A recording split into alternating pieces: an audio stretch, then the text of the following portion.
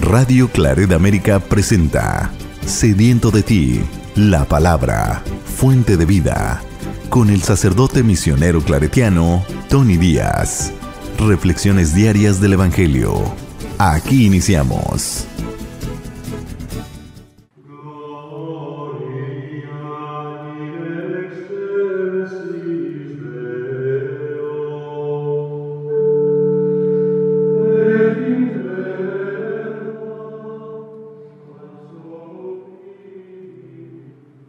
Bienvenidos, hermanos, a nuestras reflexiones bíblicas de las lecturas del día. Hoy es lunes de la 27ª semana del tiempo ordinario, La primera lectura de hoy viene de la carta de San Pablo a los Gálatas, capítulo 1, versículos 6 al 12. Seguiremos leyendo de esta bella carta de San Pablo, y carta muy importante en el repertorio de las epístolas de San Pablo y de la teología cristiana, en la cual ya aquí en esta carta se empieza a crear una identidad cristiana aparte o en contraste de la comunidad judía. Seguiremos leyendo esta carta en la siguiente semana y media. Hermanos, me extraña mucho que tan fácilmente hayan abandonado ustedes a Dios Padre, quien los llamó a vivir en la gracia de Cristo, y que sigan otro evangelio. No es que exista otro evangelio. Lo que pasa es que hay algunos que los perturban a ustedes, tratando de cambiar el evangelio de Cristo. Pero sépanlo bien, si alguien, yo mismo o un ángel enviado del cielo, les predicara un evangelio distinto del que les hemos predicado, que sea maldito. Se lo acabo de decir, pero se lo repito: si alguno les predica un evangelio distinto del que ustedes han recibido, que sea maldito. ¿A quién creen que trato de agradar con lo que acabo de decir? ¿A Dios o a los hombres? ¿Acaso es esta la manera de congraciarse con los hombres? Si estuviera buscando agradarles a ustedes, no sería servidor de Cristo. Quiero que sepan, hermanos, que el evangelio predicado por mí no es un invento humano, pues no lo he recibido ni aprendido de hombre alguno, sino por revelación de Jesucristo. Palabra de Dios. El salmo responsorial es el Salmo 110 y el responsorio es: alabemos al Señor de todo corazón. Alabemos al Señor de todo corazón. Quiero alabar a Dios de corazón en las reuniones de los justos. Grandiosas son las obras del Señor, y para todo fiel, dignas de estudio. Justas y verdaderas son sus obras, son dignos de confianza sus mandatos, pues nunca pierden su valor y exigen ser fielmente ejecutados. Él redimió a su pueblo y estableció su alianza para siempre. Dios es santo y terrible, y su gloria perdura eternamente. Alabemos al Señor de todo corazón. El Evangelio de hoy viene de Lucas, capítulo 10, versículos 25 al 37. En aquel tiempo se presentó ante Jesús un doctor de la ley para ponerlo a prueba y le preguntó: Maestro, ¿qué debo hacer para conseguir la vida eterna? Jesús le dijo: ¿Qué es lo que está escrito en la ley? ¿Qué lees en ella? El doctor de la ley le contestó: Amarás al Señor tu Dios con todo tu corazón, con toda tu alma, con todas tus fuerzas y con todo tu ser, y a tu prójimo como a ti mismo. Jesús le dijo: Has contestado bien. Si haces eso, vivirás. El doctor de la ley, para justificarse, le preguntó a Jesús: ¿y quién es mi prójimo? Jesús le dijo: un hombre que bajaba por el camino de Jerusalén a Jericó cayó en manos de unos ladrones, los cuales lo robaron, lo hirieron y lo dejaron medio muerto. Sucedió que por el mismo camino bajaba un sacerdote, el cual lo vio y pasó de largo. De igual modo, un levita que pasó por ahí lo vio y siguió adelante. Pero un samaritano que iba de viaje, al verlo se compadeció con él. Se le acercó, ungió sus heridas con aceite y vino y se las vendó. Luego lo puso sobre su cabalgadura, lo llevó a un mesón y cuidó de él. Al día siguiente sacó 2 denarios, se los dio al dueño del mesón y le dijo: cuida de él, y lo que gastes de más te lo pagaré a mi regreso. ¿Cuál de estos 3 te parece que se portó como prójimo del hombre que fue asaltado por los ladrones? El doctor de la ley le respondió: el que tuvo compasión de él. Entonces Jesús le dijo: anda y haz tú lo mismo. Palabra del Señor. Muy bien, damos comienzo a la reflexión de las lecturas de hoy. Empezamos a leer de la carta a los Gálatas y por la siguiente semana y media de esta carta saldrá la primera lectura. Esta carta, desde su comienzo, ya tiene un tono muy diferente y refleja pues unos sentimientos muy apasionados por parte de Pablo. Y no solamente por el contenido, sino también por la estructura, porque en las otras cartas de San Pablo a las comunidades que él contribuyó para su fundación, siempre tiene el saludo de introducción y después una cierta oración de gratitud o de bendición para la comunidad, también reconociendo ciertos dones o ciertas cosas buenas que están surgiendo en esa comunidad. Pero en esta carta a los Gálatas, Pablo solamente da una introducción acerca de su autoridad, o sea, del título que lleva como apóstol, y después ya no dice nada más de esta comunidad, sino que entra plenamente al tema del por qué les escribe esta carta, llamándoles a los Gálatas tontos, ¿no? Tontos porque se están dejando convencer por unos que Pablo les llamará judaizantes, por algunos misioneros judíos cristianos que están promoviendo el regresar a las prácticas judías. O sea, la circuncisión para los hombres y después el cumplimiento de la ley como necesario para la salvación. Y aquí es donde Pablo hace un argumento muy fuerte en torno de la distinción que hay entre el cumplimiento de la ley y la justificación que se nos da en Cristo, que es por la entrega, la donación de sí mismo, el sacrificio de Jesús de sí mismo por nuestra salvación, que no son nuestros actos, nuestras obras lo que nos justifica, lo que nos salva ante Dios, sino que es el acto de entrega, de sacrificio, de redención por toda la creación en Jesucristo. O sea, de que si los misioneros judaizantes que Pablo llama están promoviendo el regreso a la ley, entonces le están quitando todo el significado a lo que Dios en Jesucristo ha hecho. Ahora, algunos preguntan, bueno, ¿y por qué? ¿Por qué esta comunidad de Gálatas? Gálatas hace referencia a Galacia, que es una región del centro y norte de lo que hoy en día es Turquía.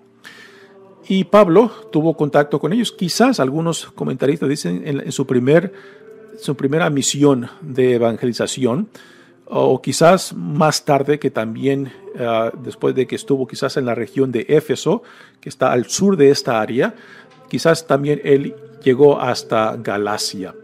Y aquí esta comunidad quizás mixta de judíos cristianos y también griegos, o sea, no judíos, pues había sido visitada por otros misioneros judíos cristianos que estaban promoviendo el cumplimiento de la ley mosaica para llegar a la salvación. Y es esto lo que aquí Pablo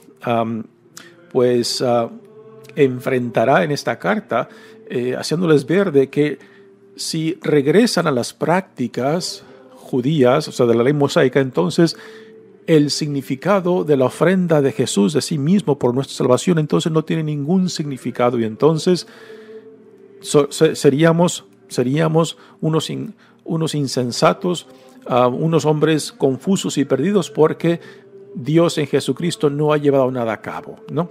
Ahora, algunos comentaristas piensan de que quizás esta comunidad judía cristiana, y también compuesta por griegos, quizás aceptaron la predicación de estos judaizantes por la cuestión de la persecución. Recordamos que en los primeros 300 años de la existencia de la iglesia cristiana, pues sufrieron grandes persecuciones. La mayoría de los santos y santas de estos 3 siglos, pues son mártires, la mayoría de ellos. Entonces, algunos comentaristas dicen de que quizás aquellos que eran paganos o griegos dentro de esta comunidad cristiana prefirieron aceptar las prácticas de la ley mosaica para que fueran vistos externamente como judíos, porque la comunidad judía ante el Imperio Romano tenía ciertos privilegios de que, por ejemplo, no se les exigía ser parte de la militar, o sea, de que no eran llamados para el servicio militar. Y también cuando surgían persecuciones, las persecuciones eran en torno a otros grupos religiosos, puesto que la comunidad judía era vista por el Imperio Romano como una religión o como un grupo religioso que ya estaba bajo la protección del imperio. Y los primeros cristianos pues fueron perseguidos precisamente porque eran vistos como una amenaza ante el Imperio Romano, porque no eran judíos, sino también eran vistos como un grupo religioso que pretendían ser cierta amenaza para el Imperio Romano. Entonces, algunos comentaristas piensan de que quizás algunos cristianos de descendencia pagana prefirieron aceptar este evangelio, como Pablo lo llama, de, por ejemplo, ser circuncidados y de someterse a la ley mosaica para que fueran vistos como partes de la comunidad judía y así no ser perseguidos. Ahora, ese argumento pues tiene cierta validez, pero aún así Pablo dice, entonces lo que Dios ha hecho en Jesucristo queda nulo. No nos deja nada, no nos dice nada, ¿no? Y aquí es donde Pablo nos dirá, ¿no? De que el vernos justificados y vernos salvados en y por Jesucristo, entonces esto crea una identidad en la cual tiene consecuencias. Las consecuencias de unir nuestras vidas al sacrificio que Dios en Jesucristo y por medio de Jesucristo ha llevado a cabo para nosotros. Entonces, esta identificación, esta dignidad, esta marca nuestra como cristianos, pues tendrá implicaciones. Y repito, esto lo vimos en los primeros 3 siglos de la iglesia cristiana, en las diferentes persecuciones que se llevaron a cabo, ¿no? Y que el cual muchos hombres y mujeres pues dieron sus vidas por su fe profesada en Jesucristo. Y es esto lo que Pablo ahora pues les echarán cara a esta comunidad de Galacia por abandonar el evangelio que él mismo les ha compartido. Y San Pablo les dirá de que no es un evangelio que ha sido inventado por el hombre, sino es algo que se les fue dado por la gracia de Dios en Jesucristo, y que él mismo no recibió este evangelio de ningún otro, aunque fuese de los apóstoles, de los 12, sino que él hará referencia a su propia conversión en el camino hacia Damasco. Dice: hermanos, me extraña mucho que tan fácilmente hayan abandonado ustedes a Dios Padre, quien los llamó a vivir en la gracia de Cristo. Así que Dios en Jesucristo los ha llamado a esta nueva vida. Y aquí hay que recalcar en lo que Pablo nos dirá en la carta, ¿no? De que lo que Dios en Jesucristo ha llevado a cabo no es simplemente una nueva religión dotada de diferentes prácticas, rituales y devociones, sino que una nueva forma de vivir en la fe por medio de Jesucristo. Y entre esto hay una gran diferencia, porque si la religión la reducimos solamente a prácticas, rituales y devociones, lo cual no cambia, no transforma o no es una expresión de la nueva vida que se nos da, entonces la religión simplemente es una colección de ritos, de prácticas religiosas. Pero para San Pablo, la fe en Cristo es una nueva forma de ser, una nueva forma de vivir, una nueva forma de relacionarnos en el mundo, para dar testimonio de lo que Dios ha llevado a cabo en Jesucristo, la inauguración del reino de Dios, y de que cuando nos identificamos con esta nueva vida en Jesucristo, pues entonces somos llamados a dar un testimonio de esta nueva creación que ya somos en Jesucristo. Así que para Pablo, el cristianismo no simplemente es una religión con prácticas y devociones y rituales. Para Pablo, el cristianismo es una nueva forma de ser, de vivir, de relacionarnos. Dice: no es que exista otro evangelio, lo que pasa es que hay algunos que los perturban a ustedes, tratando de cambiar el evangelio de Cristo. Aquí Pablo más adelante hará referencia a este grupo de misioneros como judaizantes, de que los quieren convencer de que para ser buenos cristianos tienen que ser primero buenos judíos. Y para los hombres, particularmente, que se tienen que someter a la circuncisión y después a la sumisión de la ley mosaica, o sea, cumplir la ley mosaica que ni siquiera los judíos. Ya Pedro nos dirá en los Hechos de los Apóstoles, como también Pablo lo repetirá, que ni el judío mismo podía cumplir las exigencias de la ley. Por eso Dios en Jesucristo nos ha liberado de la tiranía de la ley, para que seamos justificados y salvados por la pura gracia en Jesucristo. Dice: pero sépanlo bien, si alguien, yo mismo, dice Pablo, si aunque yo mismo les diera otro evangelio, o algún ángel enviado de Dios les predicara un evangelio distinto del que les hemos predicado, que sea maldito.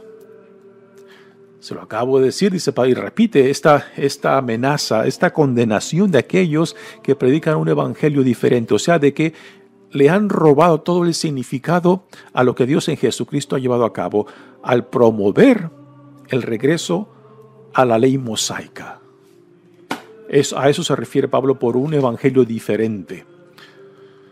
Así que repite: si alguno les predica un evangelio distinto del que ustedes han recibido, que sean malditos. ¿A quién creen que trato de agradar?, dice Pablo, con lo que acabo de decir. ¿A Dios o a los hombres? ¿Acaso es esta la manera de congraciarse con los hombres? Si estuviera buscando agradarles a ustedes, no sería servidor de Cristo. Quiero que sepan, dice Pablo, que el evangelio predicado por mí no es un invento humano, pues no lo he recibido ni aprendido de hombre alguno. Aquí Pablo está haciendo referencia a su propia conversión, cuando él, camino a Damasco, es intervenido por Jesucristo mismo y tiene esa experiencia desde donde él ve su transformación de ser un perseguidor de la iglesia y de Jesucristo a ser un promotor de la fe cristiana y de Jesucristo mismo. Y no simplemente de Jesucristo, sino de Jesucristo crucificado, ¿no? Que será un tema que Pablo desarrolla mucho en sus cartas. Pues no lo he recibido ni aprendido de algún hombre. Ahora, esto no quiere decir que todo lo que Pablo comparte o enseña en en sus viajes misioneros, de que todo lo recibió en ese encuentro con Jesús. No, en realidad él también fue formado por algunos de los apóstoles, líderes de la iglesia cristiana en Jerusalén, que también algunos de ellos fueron compañeros de Pablo. Así que Pablo no simplemente hace referencia a lo que él recibió en ese encuentro personal con Jesús resucitado en camino a Damasco. También el trasfondo de Pablo fueron otras enseñanzas que él recibió de lo que hoy en día se le llama la tradición apostólica, en la cual está fundada la iglesia, o sea, la experiencia, el testimonio de aquellos que convivieron con Jesús, que lo escucharon, que fueron testigos de su vida, pasión, muerte y resurrección y ascensión, ¿no? A esto es lo que se le llama la tradición apostólica, y es el testimonio de este grupo que convivieron con Jesús y que fueron testigos, lo que es parte de este cuerpo de enseñanza y doctrina que es la base de la fe de la iglesia. O sea, está fundada en la experiencia concreta, pero después todas estas enseñanzas y doctrina son parte de lo que los apóstoles, particularmente aquellos que convivieron con Jesús, aquellos que lo escucharon, que lo vieron, que fueron testigos, son ellos los que crean esta fuente de doctrina, esta fuente de la verdad que la iglesia primitiva cristiana después promueve.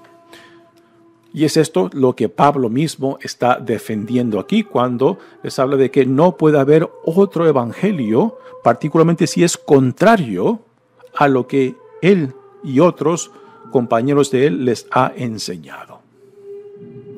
Muy bien, pasemos ahora al evangelio de hoy. Hoy se nos presenta esta bella escena de la parábola del buen samaritano. Jesús ya va decidido y determinado para llegar a Jerusalén. Y en el Evangelio de Lucas, Jesús como adulto va solamente una vez a Jerusalén para llevar a su cumplimiento la misión que Dios Padre le ha encomendado. Y aquí se le presenta un maestro de la ley. ¿Quiénes eran los maestros de la ley? Los maestros de la ley eran los escribas. Otro término que se les da, otro título, es de que eran los escribas, aquellos que eran responsables de hacer copias de la Sagrada Escritura, también de interpretarla y de enseñarla, ¿no? Así que es uno de estos maestros de la ley que viene y le pone una pregunta a Jesús para ponerlo a prueba. Una pregunta que para ellos, como para los doctores de la ley, sería una pregunta muy básica, ¿no? Así que el hecho de que le hace esta pregunta es porque, como lo interpreta el Evangelio, quieren poner a Jesús a prueba. Dice, en aquel tiempo se presentó ante Jesús un doctor de la ley para ponerlo a prueba y le preguntó, Maestro, ¿qué debo hacer para conseguir la vida eterna? Una pregunta muy lógica, una pregunta que aún hoy en día en círculos cristianos se escucha, ¿no? ¿Qué tengo que hacer para ir al cielo? Sería la versión nuestra, ¿no? ¿Qué tengo que hacer para recibir la vida eterna? Y la respuesta para un maestro de la ley, pues sería obvia, ¿no? Lo interesante es de que esta respuesta en otros evangelios, los evangelistas la ponen en labios de Jesús. Aquí es el maestro de la ley que junta estas dos enseñanzas, la primera de Deuteronomio y la segunda del libro del Levítico. Así que es el maestro de la ley quien junta estas dos partes y como respuesta a Jesús. Ahora Jesús, ante la pregunta que le hace el maestro de la ley, como es común cuando Jesús percibe o discierne que la persona que lo interroga no tiene buenas intenciones, cuando Jesús discierne esto, nunca contesta directamente, sino siempre contesta con una pregunta. Y aquí es lo que hace. Ante la pregunta del maestro de la ley, Jesús le responde, ¿qué es lo que está escrito en la ley? ¿Qué lees en ella?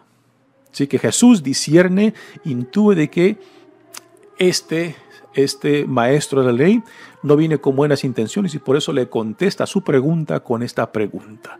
Y ahora viene la respuesta del doctor de la ley y le dice: amarás al Señor tu Dios con todo tu corazón, con toda tu alma y con todas tus fuerzas y con todo tu ser. Esta parte viene del libro de Deuteronomio y después viene la parte que toma de Levíticos y se la une a la respuesta. Le dice: y a tu prójimo como a ti mismo. Ahora Jesús responde a su respuesta. Le dice: has contestado bien. Si haces eso, vivirás. Y el doctor de la ley, queriendo quizás profundizar en su pregunta, el evangelista Lucas pone esta segunda intervención del doctor de la ley como una forma de justificarse a sí mismo, ¿no? Y le dice: ¿y quién es mi prójimo? También una pregunta en un ambiente judío es una pregunta muy lógica, una pregunta fácil de contestar. Para un judío, mi prójimo es otro judío, y de preferencia un judío que cumpla la ley. Así que no es una pregunta muy difícil de contestar, pero Jesús tiene una noción muy diferente que el maestro de la ley en torno acerca de quién es nuestro prójimo, quién es mi prójimo, y le contesta con una parábola, la parábola del buen samaritano. Una parábola que solamente la encontramos en el Evangelio de Lucas. Jesús le dice: un hombre que bajaba por el camino de Jerusalén a Jericó. Jerusalén se nos dice que está construida en un monte a una altura de 800 pies. Y Jericó se encuentra como a 150 pies sobre el nivel del mar. Así que es un camino de bajada de Jerusalén a Jericó. Y es en ese trayecto donde iba un hombre que es robado y que después es herido y dejado por muerto en el camino. Dice: sucedió que iba un hombre de Jerusalén a Jericó, cayó en manos de unos ladrones, los cuales lo robaron, lo hirieron y lo dejaron medio muerto. Ahora, sucedió que por el mismo camino bajaba un sacerdote, el cual lo vio y pasó de largo. De igual modo, un levita que pasó por ahí lo vio y siguió adelante. Así que por ese mismo camino bajaban un sacerdote judío y un levita, que también eran líderes de la comunidad judía. Y en vez de ayudar a este hombre medio muerto, pues le sacaron la vuelta, ignoraron su presencia. O sea, por motivos religiosos, ignoraron atender a este hombre medio muerto. ¿Por qué digo por motivos religiosos? Porque para el judío entrar en contacto con la sangre, ya sea de una persona, de un animal, pues ese contacto los dejaba ritualmente impuros.